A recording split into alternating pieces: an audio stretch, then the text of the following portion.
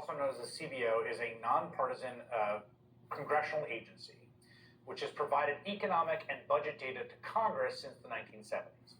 Earlier this month, it released its economic forecast for the next 10 years, which included a really fascinating bit of information that I think has gone undercovered regarding immigration.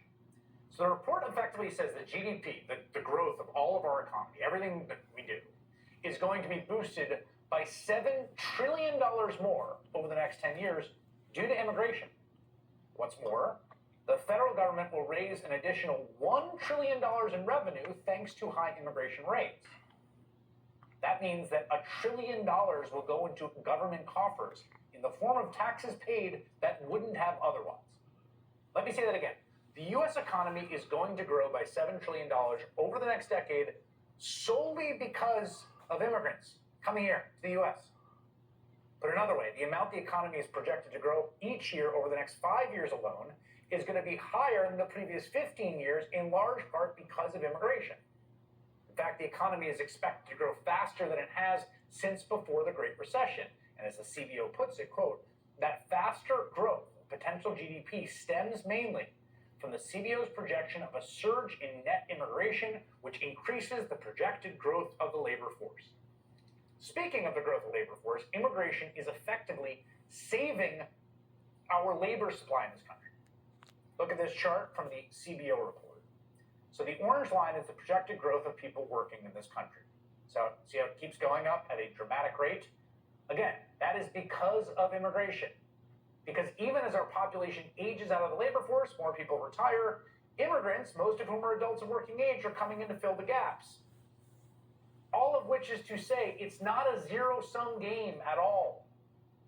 It's not people that coming to take your piece of the pie for themselves. The pie itself is just getting bigger. We're making more stuff. There's more growth.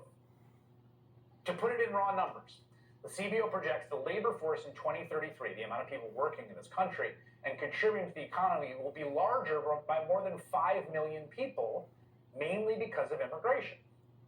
Again, more people working and paying taxes and into Social Security. It also means more people buying houses, more people building houses, as CBO notes, quote, because immigrants tend to live with family or friends initially and form their own households gradually, high rates of immigration will continue to stimulate construction of new homes during the second half of the 2020s. Also worth noting, immigrants are more likely to start businesses than native-born Americans, yet another boon to economic growth. But you don't have to take my word for it or even the nonpartisan Congressional Budget Office. Just listen to Donald Trump's hand-picked chairman of the Federal Reserve. The U.S. economy has benefited from immigration, and frankly, just in the last year, a big part of the story of the labor market coming back into better balance is immigration returning to levels that were more typical of the pre-pandemic era. The country needed the workers. It did. Right now, immigration, the border specifically, are arguably among the most dominant issues in all of American politics. It's why Republicans in the House impeached Homeland Security Secretary Alejandro Mayorkas last night by one vote. Well, that was really more of a political stunt than anything else. It was certainly the number one issue in yesterday's special election in New York's 3rd Congressional District. While it's true, migration has produced genuine stress on a whole bunch of social systems in cities across the U.S., including here in New York, I gotta say, the consistent tenor of the rhetoric surrounding immigrants in this country is maddening.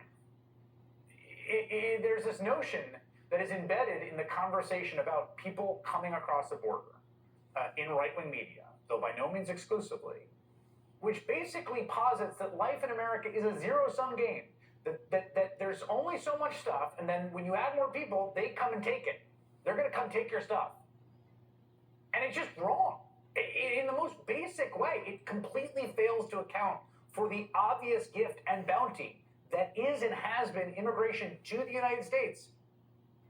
The countless social and cultural benefits, sure, but just the sheer dollars and cents massive benefit to our economy.